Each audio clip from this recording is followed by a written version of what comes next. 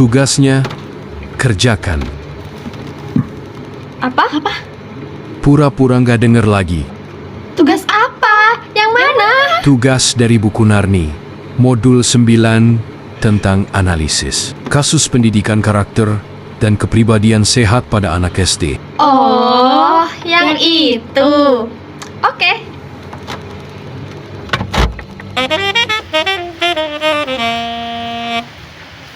Assalamualaikum warahmatullahi wabarakatuh. Halo semuanya, kita dari kelompok 4. Perkenalkan, nama aku Izadila Lintang Larasati, biasa dipanggil Laras. Dan aku Azhuruf Naini Subagio, biasa dipanggil Naini. Kita dari Prodi PGSD. Wait, Kenapa, Nay? ini loh, aku baru dapat pesan dari temanku. Ternyata banyak banget ya kasus anak yang terjadi pada akhir-akhir ini. Nih, Kamu baru tahu? iya. Ya udah nih, aku kasih tahu. Ants are not meant to serve grasshoppers. Orang siswa baru di SMP Kabupaten Blitar. Siswa baru SMP Negeri I've seen 3 these ants do great things. And year after year, they somehow manage to pick food for themselves and you. So who is the weaker species? Ants don't serve grasshoppers. It's you who need us. The revolution about to be televised. You picked the right time but the wrong guy. We're a lot stronger than you say we are. And you know it, don't you? Wah, banyak ya ternyata. Iya, nah ini tuh cuma sebagian, masih ada lagi. Nih contohnya.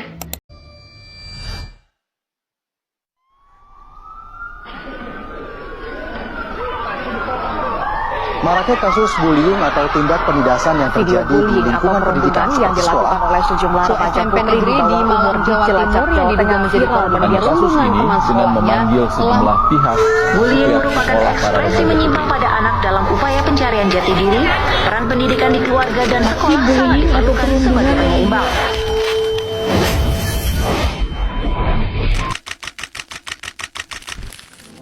Hai, perkenalkan, aku jiwa yang bertahan. Sudah ditempa keras oleh banyak cerita. Mati berkali-kali, tapi bisa hidup lagi. Konon jika selamat, aku semakin hebat. Nah, dari beberapa kasus tadi, kayaknya perlu ada yang kita bahas deh. Boleh sih. Yaudah yuk, ikut aku. Lah, kita mau ngapain, Ras? Nah, aku mau ngajakin kamu berdiskusi soal analisis berbagai kasus anak berdasarkan tinjauan sosiologi dan psikologi. Oh, karena video tadi ya? Betul. Nah, dari beberapa video tadi yang udah kita tonton, nah, aku mau bahas soal yang pertama dulu ya, tentang perundungan. Nah, kamu tahu nggak ada berapa sih jenis perundungan itu? Nggak tahu sih, aku taunya perundungan secara fisik ya. Oh, kayak mukul, nyubit gitu ya? Nah, bener. Tapi ada lagi nih. Yang pertama ada bullying verbal, terus ada bullying fisik yang udah kamu bilang tadi, terus ada bullying relasi, ada bullying elektronik. Nah, bullying elektronik itu kayak cyberbullying. Biasa terjadi di sosial media, kayak gitu. Tuh. Nah, kamu tahu nggak dampak bullying ini tuh bisa terjadi ke siapa aja sih? Korban pastilah ya. Iya, tapi menurut Victorian Department of Education and Early Childhood Development, dampak bullying itu dapat terjadi ke 3 orang. Yang pertama ada pelaku. Nah, ini tuh menyebabkan perilaku kayak terbiasa melakukan hal tersebut nantinya dan akan rentan sekali terjerat kasus kriminal. Nah, kasus kriminal. Dan yang kedua ada korban. Jelas lah ya, korban ini pasti akan mengalami masalah kecemasan, depresi, traumatik, kayak gitu. Nah, yang ketiga ada saksi. Nah, saksi ini tuh biasanya ngerasa dia tuh terancam kayak abis ini aku nih yang jadi sasaran selanjutnya kayak gitu. Nah dia ngerasa takut akhirnya buat masuk ke sekolah kayak gitu. Nah terus buat si korban ya, buat cara agar dia tuh bisa move on dari kejadian Gimana itu kan biasanya sulit banget ya. Anak merasa trauma kan, pastinya takut. Nah caranya tuh ada 3. Yang pertama buat ngasih tahu ke dunia lah intinya, supaya dunia tuh tahu kalau kita tuh nggak cuma punya kekurangan, kita tuh juga punya kelebihan, dengan cara ngasih tahu ke dunia karya-karya kita kayak gitu. Nah Dia balasnya ke ini ya, prestasi. iya betul banget. Dan yang kedua itu ada mengambil pengalaman dari dunia. Mungkin ini kayak belajar dari pengalaman orang lain kali ya. Ya kita belajar, mungkin ada orang nih cerita aku habis dibully dan gini-gini tuh rasanya kayak gini sakit dan lain sebagainya. Nah itu belajar dari situ bahwasanya kalau ngebully orang itu ternyata bikin mental orang lain Betul. down, dan gimana kalau aku di posisi dia juga, mungkin aku pasti kan ngerasain hal yang sama dan lain sebagainya. Nah terus yang kedua, kita bahas kasus yang kedua, ada kekerasan pada anak. Di Indonesia tuh udah ada undang-undang tentang perlindungan anak ya, tapi kenapa sih tiap tahun itu trennya selalu Nggak pernah berhenti ya. Terus semakin banyak kasus-kasusnya, padahal kan udah ada tuh undang-undangnya. Kayak contohnya tuh merebut mainan atau enggak meminta uang dengan paksa. Ini biasanya kejadian sama kakak kelas ke Adik kelasnya gitu kali ya. Iya ya benar banget. Atau juga bisa dilakukan oleh teman sebaya kayak gitu kan, karena itu sering terjadi. Terus itu apa lagi? Kasus yang ketiga itu ada pelecehan seksual nih kak, dan kekerasan seksual. Nah ini masih banyak banget sih yang terjadi di sini ya. Betul. Nah ini ada kak beberapa cara yang dapat dilakukan. Yang pertama ada secara personal, kedua struktural, ketiga emosional, keempat kultural, dan yang terakhir ada legal kak. Nah yang pertama itu ada upaya personal ya. Nah ini tuh kayak kita sadari dulu, mungkin kita sadari anak itu ada kayak cedera kah, lebam kah, atau apa gitu kan. Terus kita langsung kenali perubahan pola makan dia, maksud saya nafsu makannya. Kita perhatikan apakah dia nggak nafsu makan, terus pucat kah, atau cemas masuk sekolah kah, kayak gitu. Terus yang ketiga, kita harus segera bertindak. Kita harus kumpulkan bukti, kita ajak mereka buat ngobrol, tip-top lah. Terus yang keempat, damaikan. Yang kelima, ketika kita mengumpulkan kedua anak itu, terus kita tahu ada yang ngevideo, anak lain lah ngevideo. Pihak lain ini. Nah, pihak lain. Kita harus meminta pertanggungjawaban ke anak tersebut. Kenapa kamu video? Karena menurut aku ini hal sensitif ya, dan nggak perlu orang lain tahu. Apalagi anak-anak ya, rentan banget, dia nggak bisa bertindaknya itu nggak bisa mikir panjang dulu. Terus yang keenam, jangan terburu-buru buat ngehakimin. Kita dengerin baik-baik dulu mereka berdua, penjelasan mereka berdua. Nah setelah itu ketika bukti-buktinya udah kekumpul, kita serahkan ke pihak yang berwajib kayak gitu. Nah mungkin kakak ada kayak teori analisis, kenapa sih pemicunya tuh apa sampai anak tuh bisa melakukan hal kayak gitu? Kalau menurut saya sih ya, sesuatu yang terjadi itu pasti ada sebab dan akibatnya sih. Betul. Nggak akan ada asap tuh kalau nggak ada api. Bener Setuju nggak? Iya betul. Nah sama halnya nih seperti kasus anak-anak yang sudah dijelaskan Kak Laras tadi, pasti ada sebabnya kenapa anak-anak itu bisa melakukan hal itu. Iya betul kak. Nah di modul 9 itu kak, di halaman 9.14 ternyata ada tuh teori untuk menganalisis kasus anak yang terjadi pada akhir-akhir ini. Apa aja tuh kak? Nih yang pertama ada teori ekologi. Teori ini menekankan bahwa lingkungan anak itu berperan penting dalam mempengaruhi anak. Betul sih, aku setuju. Nah, teori ini dibagi lagi tuh kak, jadi 5 sistem lingkungan. Apa aja tuh kak? Yang pertama mikrosistem, habis itu mesosistem, ekosistem, makrosistem, dan kronosistem. Oke. Nah, kita yang pertama bahas mikrosistem dulu. Ini yang paling penting sih, Kak. Karena Kenapa tuh, Kak? mikrosistem ini merupakan lingkungan yang paling dekat tuh dengan peserta didik. Oh, oke. Meliputi guru, Hmm, teman sebaya, lingkungan tempat tinggal, keluarga atau orang tua, betul. dan sekolah sih. Lalu apa sih pengaruhnya? Nah, apa tuh, Kak? Yang pertama, pengaruh teman sebaya untuk melakukan bullying. Biasanya ya, zaman pas SD aku. Hmm. Ini pengalaman pribadi nih. Oh, oke, sekalian curhat nih ya. Ini saya sebagai saksi tapi bukan korban atau pelaku. Yang saya lihat sih, kenapa hal itu bisa terjadi? Karena adanya tekanan untuk menyesuaikan dirinya. Ini kalau terjadi pembulian, pasti yang pertama ada provokator. Yang namanya Iya, provokator. Betul sih. Iya, kalau provokator baik ya. Iya, Ini kalau provokator jahat. Provokator ini punya masalah sama temennya. Lalu langkah selanjutnya, provokator ini akan mencari kandidat teman lain nih untuk ikut membuli si musuhnya. Biar dia istilahnya keroyokan nih. Biar dia nggak sendiri gitu. Nah, habis itu si teman yang dijadikan kandidat ini akan menerima ajakan si provokator karena untuk menyesuaikan dirinya dia ikut gabung dalam geng atau sebuah kelompok. Menurut dia untuk mencari ketenaran. Nah, iya betul. Keren gitu. Nah, iya. Bisa Yang dinamakan circle ya. Circle, kalau zaman bener-bener. sekarang. Terus yang kedua itu ada keluarga nih, Kak. Keluarga.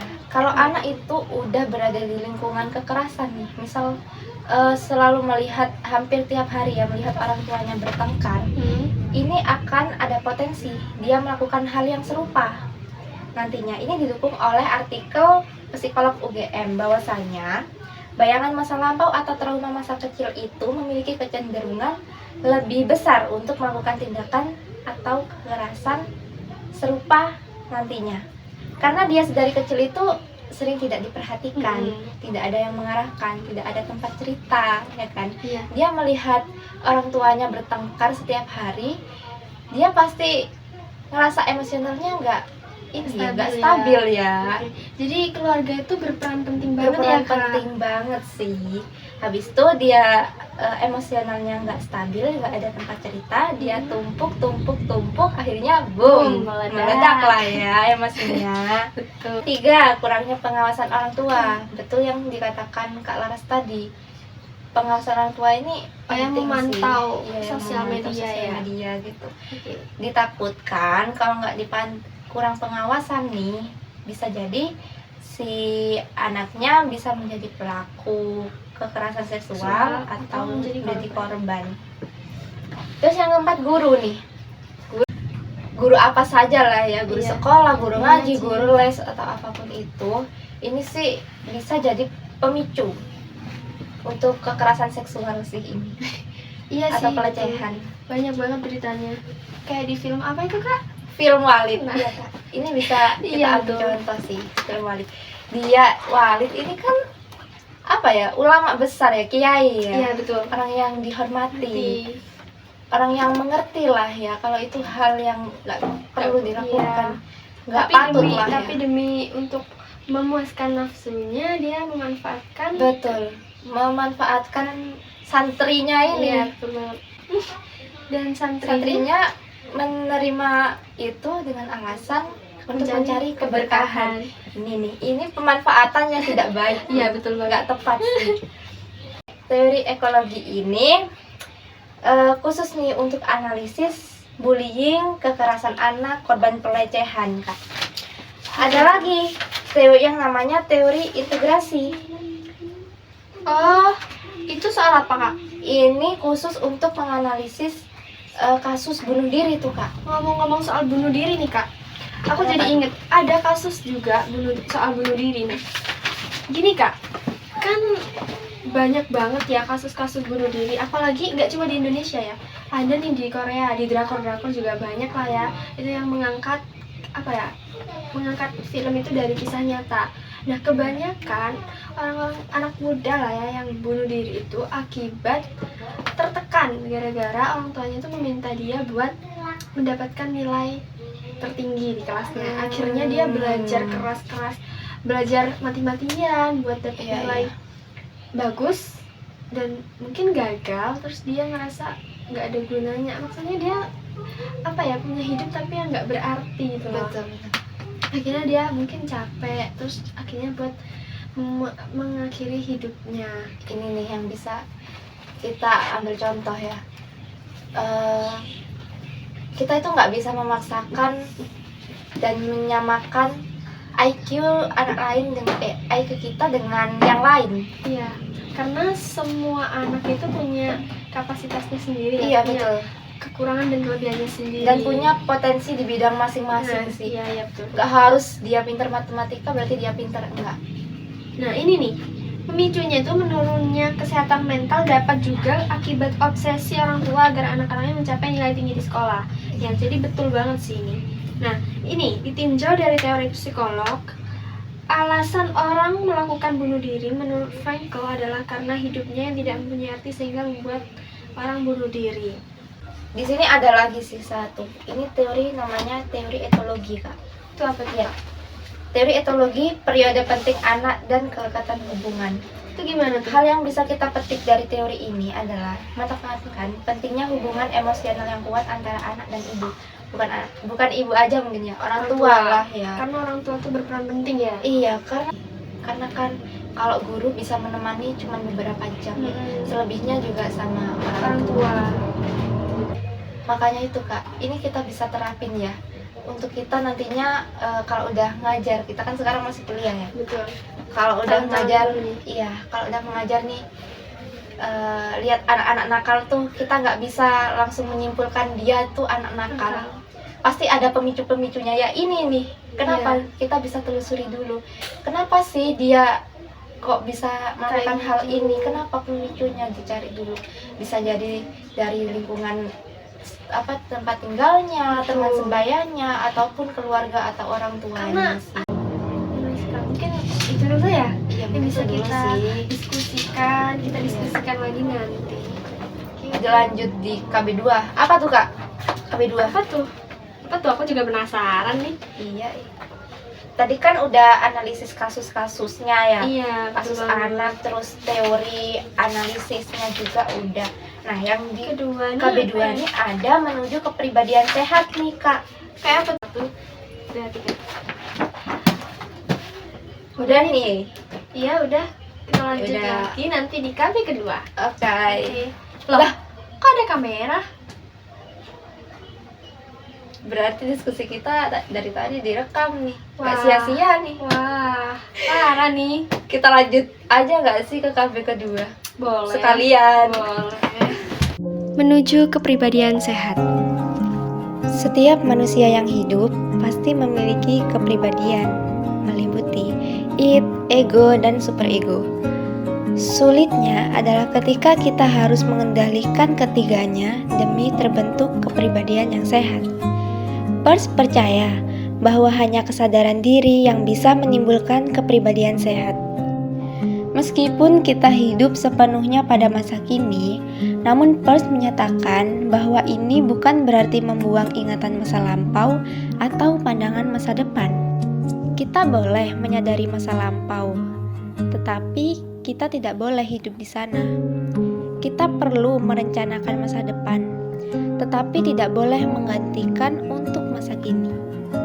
Masa kini tidak selalu menyenangkan. Terkadang orang melarikan ke masa lalu atau ke masa depan yang disebut disosiasi. Disosiasi merupakan sikap fobia menghindari kenyataan yang dapat menghambat perkembangan dirinya. Dan hal yang dapat menyemangati hidup adalah pengejaran bukan penangkapan, pencapaian bukan prestasi, serta perjuangan bukan keberhasilan. Rogers mengakui bahwa masa lampau memengaruhi cara memandang masa sekarang, dan pengalaman masa kanak-kanak itu penting. Namun, fokusnya tetap pada apa yang terjadi dengan kita sekarang, bukan masa lalu. Kasih sayang dan cinta yang diterima anak adalah syarat terwujudnya tingkah laku yang baik. Anak itu harus dihindarkan dari tingkah laku atau pikiran dalam cara yang menyebabkan celaan agar tidak merasa bersalah dan tidak berharga yang akhirnya meluas dan menyebar. Kepribadian sehat menurutnya ditandai dengan pencapaian aktualisasi diri yang mencakup penerimaan diri, kreativitas, kemandirian, dan hubungan yang bermakna. Pendekatan pendidikan yang efektif untuk mendewasakan anak adalah kebebasan dalam batas-batas, suatu perpaduan antara kontrol dan kebebasan. Hal pentingnya adalah anak merasa dicintai agar dapat tumbuh berkembang ke arah aktualisasi diri. Manusia bukan robot terkondisi yang hanya merespons, bukanlah produk yang tidak berubah sebagai hasil pengalaman masa kanak-kanak. Kita bebas dari masa lampau dan tidak dibentuk dari kepercayaan dan kekuatan sosiokultural. Kita tidak dikuasai oleh lingkungan yang menindas dan tubuh sendiri yang sakit. Kita mungkin tak sempurna, tapi dari setiap kekuranganlah kita tumbuh lebih kuat. Jangan berhenti berproses, karena kesempurnaan adalah hasil dari keberanian untuk terus mencoba.